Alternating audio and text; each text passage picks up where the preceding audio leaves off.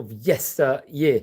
Now, friends, we are on the 16th of Nisan, Tetzain Nisan, marks the Hilula of a really famous rabbi from Tunisia, another great rabbi. We've spoken about many rabbis from the famous Tunisian country in itself, of Rabbi Shlomo Vazan Z'tl, very famous rabbi, especially during the late 1700s and very early 1800s, respectively.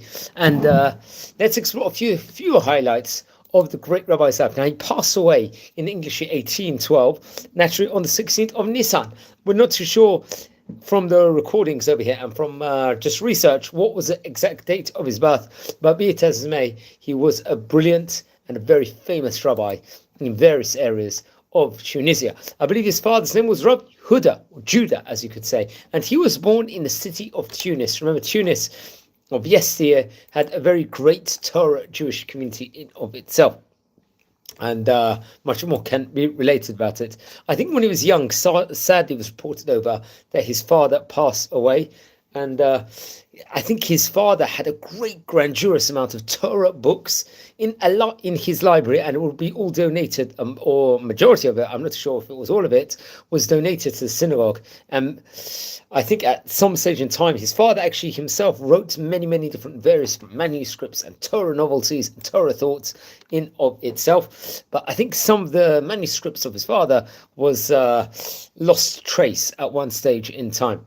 And now Rav Shlomo Vazan would learn Torah through the great Rabbi Rab David Anjar, who was another, I think, the rabbi of the city of Tunis, respectively, which was obviously a great rabbi to learn from, and very prominent progression within regards to his Torah learning and his Torah brilliance. Rab David Anjar was a great rabbi in Tunis. I believe we mentioned him on various occasions before. Now, he would, after learning for a specific period of time, he would be appointed the rabbi of the city of Susa in Tunis, respectively. This was a prominent position.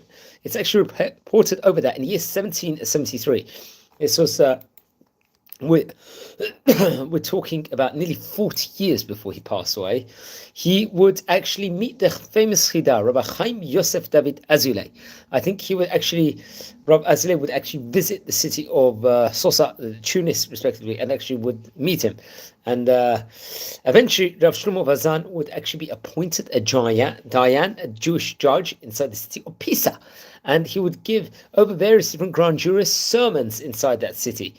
In various areas, also in Tunis, he wasn't just limited over there in of itself. I think in the city of Rutna he would also visit and educate and teach. Now, he passed away on 16th of Nisan in the year 1812. We're talking about, from the time of recording here, 123 years ago. Now, he left us with a great Torah treasure, a Torah work in of itself called the Yiriot Shlomo, which was various different, let's just say, drushim on the Torah, various different sermons on the Torah itself. And I think it was actually printed after he passed away. It was a very great book. I believe, if I'm not mistaken, it was his grandson, Rav Shlomo Chai Vazan, would actually write it, especially inside the. I'm not too sure if it was published through him, but he would actually write a preface and introduction in the book, the Yirot Shlomo, about the greatness of his grandfather, the great rabbi, and the brilliance about the rabbi in of itself, respectively. Now, this book, the Yirot Shlomo, I believe had 243 pages to it. Now, it's reported over, I think it was actually published in the 1891. So if that would have been the case, he would have been about that. This would have been about around 79 years after he passed away. So we're talking about 2-3 generations after he passed away, and it was printed in Tunis, respectively.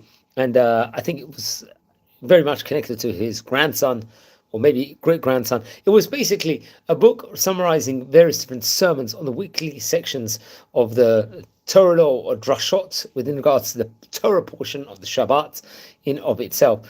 And I recommend everyone to actually look more into it and learn this book also, and about more information within regards to famous rabbis of Tunisia of yesteryear. I think he would talk about the correspondence there was with other great rabbis, including Rabbi Yehuda Franco, if I'm not mistaken, to mention a few, and many more rabbis in of itself. Now, Susu, I would recommend that was a city where he was mainly the rabbi in of itself, respectively.